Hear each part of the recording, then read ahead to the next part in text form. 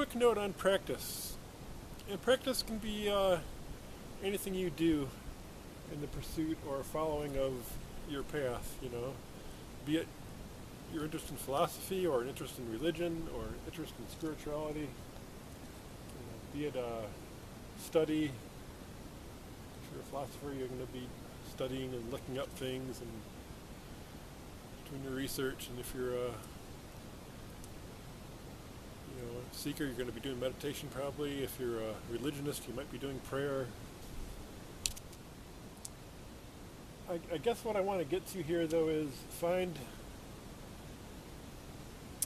even if you're not going to find a path that you're going to glue yourself to, find a practice that you can keep to at least some extent. And you've got to be real about it. If you're a lazy person, like I tend to be, undisciplined, was a fourth born, I don't have that class A, type A personality. I've got more of a laid back personality. It's hard for me to stick with things.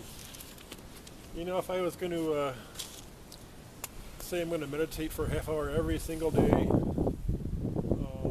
unbroken, lock myself in a little room and do it, I probably wouldn't hold to that very long. Or if I was a devoted Catholic and I'm going to do, umpteen Hail Marys and umpteen Our Fathers, and it's a practice I probably wouldn't keep to. I guess you've got to evaluate for yourself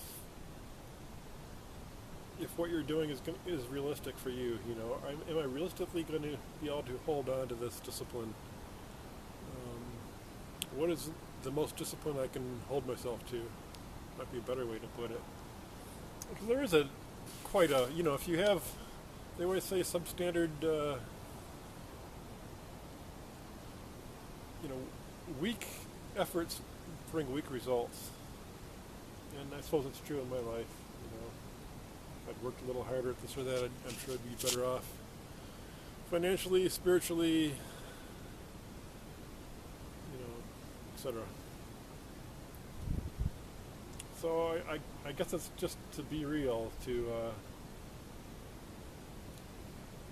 find something you can stick with, that you're not going to peter out on.